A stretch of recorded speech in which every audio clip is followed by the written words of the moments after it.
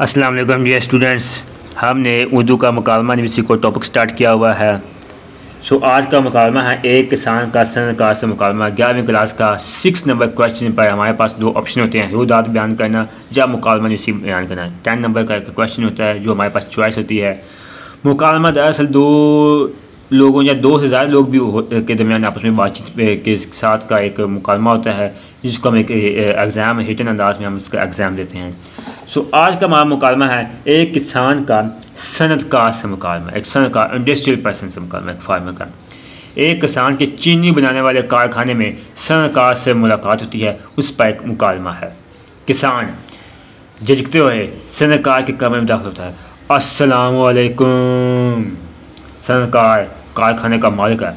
वालेकुम सलाम, आओ बैठो, बताओ कैसे आना हुआ। किसान जनाब गन्ने का ट्रक लाया हूँ। सनतकार कितने ट्रक लाए हो? किसान जनाब एक ट्रक है। सनतकार सिर्फ एक ट्रक? ये सवाल निशान है, ये ख़त्मे का निशान है, आपको पता है ये राब्ता का इलामत है, या इसकी बहुत अहमियत पर ये लाजमी लिखनी है। किसान जनाब आप तो मजाक कर रहे हो, जबकि आप तो अच्छी तरह जानते हो कि मैं छोटा काश्तकार हूँ, थोड़ी सी ज़मीन से इतनी फसल उगाई जा सकती है। सनतकार अच्छा, कितनी ज़मीन ज़ेर ज़मीन काश्त तुम्हारे पास है? किसान जनाब सिर्फ 4 एकड़ हैं। सनतकार फिर तो कम से कम 4 ट्रक आना चाहिए। किसान 4 ट्रक जनाब क्या बात करते हैं, आपने ट्रक का साइज देखा है क्या? सनतकार मुस्कुराते हुए चलो 2 ट्रक तो भर लेते एक। किसान कहता है आप इस कुर्सी पर बैठ कर कह सकते हो कि आपको हमारी खबर, हमारे मसाइल क्या हैं, हमारी ज़मीनें इस काबिल कहाँ कि इतनी पैदावार दें, ना है नहीं, बारिशें वक्त पर होती नहीं और खाद मैसर नहीं, हम गरीब आखिर क्या सकते हैं। सनतकार इतनी गरीबी मजबूरी भी ना दिखाओ, हकीकत यह है कि तुम लोगों ने मेहनत करना छोड़ दी है। किसान थोड़ा सा गुस्सा खाते हुए जनाब जितनी मेहनत हम करते हैं आप तो सोच भी नहीं सकते, बातें करने में और मेहनत करने में बहुत फ़र्क है। आप तो वो हैं जो सिर्फ हम जैसों का मजाक उड़ा सकते हो, तावन नहीं कर सकते। सनतकार तावन करने से तुम्हारा क्या मतलब है? किसान जनाब आपके कारखाने के बाद 4 दिन कतार में खड़े होना पड़ता है, फिर कहीं जाकर हमारी बारी आती है, और ये कभी सोचा कि आपने गन्ने का भाव क्या होना चाहिए? हमें देते क्या हैं आप? फसल काश्त करने की मेहनत, इसकी लम्बा हिफाजत, इसकी कटाई और सबसे बड़ा से ट्रक पर लाना, कारखाने तक लाना, अपनी बाइक का इंतज़ार करना, क्या ये बातें कभी आपके जहन में आती हैं?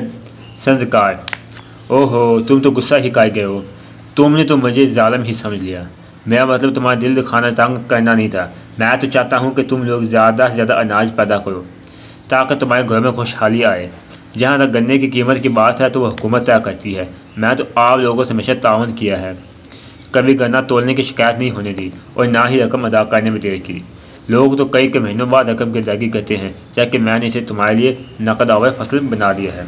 किसान धीमे लहजे से जी माफ़ कीजिएगा साहब, मैं बिला वजह जज्बाती हो गए, आपने तो वाकई हम गरीब किसानों का ख्याल रखा है। अब सनतकार सूफी की तरफ शाक करते कोई बात नहीं, बैठ जाओ, कोई ठंडा गर्म पीने की तलब है तो बिला झिझक बताओ, मंगवा देता हूँ। किसान खुश होकर सुबह बैठते शुक्रिया सरकार, अल्लाह आपका भला करे।